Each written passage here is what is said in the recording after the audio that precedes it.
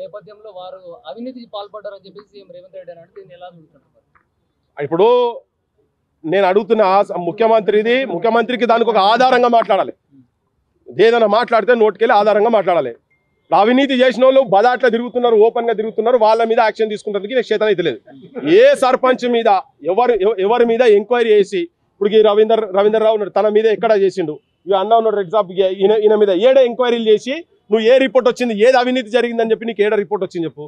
మీరు పైన కూర్చొని లాలూచి పడుకుంటా మీరు అటు ఇటు చేస్తున్నారు. లక్షల కొద్ది బిల్లులు ఇంతకుముందుగో మన నరసింహ వీళ్ళకి కూడా వచ్చేది ఉన్నది. వీళ్ళ మీద ఏమైనా కమిషన్ వేసి నువ్వు ఎంక్వైరీ చేసినావు అంటే తెలంగాణలో ఉన్నటువంటి ప్రతి సర్పంచ్ అవినీతి చేసిన ఆయన దృష్టిలో కొన్ని నువ్వు ఏం చేసి ఎక్కడ రిపోర్ట్స్ వచ్చినా అన్ని లంగా మాటలు ఇవి. అంతకుముందు ఎట్లా మాట్లాడింది అదే ముఖ్యమంత్రి, అదే నోరు కదా, ఇదేం మార్పింగ్ చేసింది కాదు, అదే నోరు కదా మాట్లాడింది. మరి ఆ ముఖ్యమంత్రి కదా చెప్పింది. మరి ఇవన్నీ మరి ఆ ముఖ్యమంత్రి చెప్పినప్పుడు ఇప్పుడు ఆయన అప్పుడో మాట ఇప్పుడో మాట చెప్తారా? ఇవన్నీ ఏంటంటే బుకాయిస్తందుకు వీళ్ళకు పైసలు ఇవ్వకుండా వీళ్ళని హరాజ్ చేసి ఇబ్బంది పెట్టాలనే ఉద్దేశంతో చేస్తున్నటువంటి పని. చాలా మంది సర్పంచులు బీఆర్ఎస్ అనుబంధంగా ఉన్నామని చెప్పేసి మా బిల్లులు చెల్లిస్తలేదని చెప్పేసి అదే నోరు ఈ పిసిసి ఉన్నప్పుడు సేమ్ నోరు ఏం చెప్పిండ్రు, అధికార పక్షమైన ప్రతిపక్షమైన ఏ పక్షమైనా సర్పంచులు వాళ్ళ ఇండ్ల మీద గురించి చేయలేదు, వాళ్ళు చేసింది తెలంగాణ ప్రజల గురించి మీ ఊరు అభివృద్ధి గురించి చేసిరని చెప్పి అదే నోరు మాట్లాడింది కదా. ఇప్పుడు అదే నోరు మళ్ళీ ఉల్టా మాట్లాడుతుందా? నోరా మోరా? గడికోటి మాట్లాడేందుకు గడికో చిత్తం గాడి దిగునామా ఏంది ఇది? సో అది కావచ్చు, ఎవరు ఏదన్నా కావచ్చు, ఏ పార్టీ ఆ పార్టీలకి వెళ్ళి ఈయన దాంట్లోకి వచ్చిన లేరా? అంతకుముందంతా ఏ పార్టీలో ఈయన దగ్గర సగం క్యాబినెట్ ఎక్కడుండే, ఏ పార్టీలకి వెళ్ళి వచ్చింది ఈయనకు? ఈయన అన్నాడు పార్టీలు మారితే ఊర్లలో చెప్పుల దండలేయినరి ఉరికిండ్రి రాళ్లతో కొట్టిర్రు అని మాట్లాడిండు.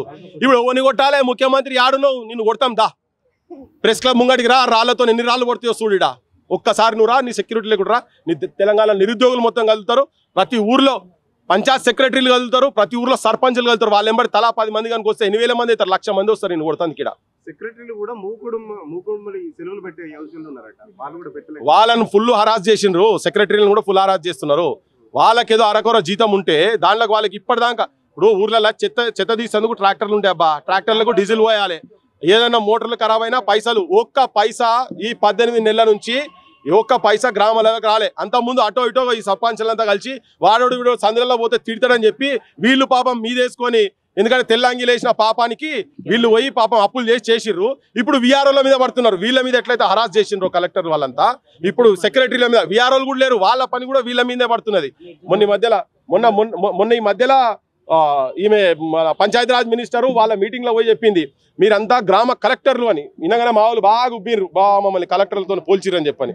కానీ వెనక మొత్తం బొక్క పడుతున్నది, మొత్తం లోపడంతా అందరు పరేషాని అన్నట్టుగా ఊపరిసే షేరు అని అందరు పరేషాని లెక్కున్నది. వాళ్ళు పోతే పంచాయత్ సెక్రటరీలు కానీ లోపల మొత్తం ఆర్థిక ఇబ్బందులతోటి పని ఒత్తిడితోటి ఏ టైంలో ఎవరు ఫోన్ చేస్తారో, ఎందుకంటే భారం మొత్తం వాళ్ళ మీద పడుతున్నది, విఆర్ పంచాయత్ సెక్రటరీలు పడుతున్నది కాబట్టి విఆర్ఓ లేనందుకు వీళ్ళ మీద ఇంకా అడిషనల్ భారం పడుతున్నది కాబట్టి వాళ్ళు కూడా నానా ఇబ్బందులు పడుతున్నారు. ఇప్పుడు కొత్తగా వాళ్ళకు ఫేషియల్ బొమ్మలు ఉండాలట, 50%కి ఎక్కువ ఆడవాళ్ళు ఉన్నారట, వాళ్ళ ప్రైవసీకి దెబ్బతింటది కాబట్టినే మా పెట్టకండి, దయచేసి అవి పెట్టకండి. ఎందుకంటే థర్డ్ పార్టీ చేతులలో ఉంటుందంట. మళ్ళీ థర్డ్ పార్టీ చేతులలో ఉంటాయి. ఇప్పుడు ఈ సక్కదనం వాళ్ళు గవర్నమెంట్ ఉన్న చేతులలో ఉంటేనే ఏమేమో మిస్యూజ్ అవుతున్నాయి. ఇంకా ప్రపంచ సుందర పోటీలు వీడికి వస్తేనే దాంట్లోనే కథలు పడ్డారు.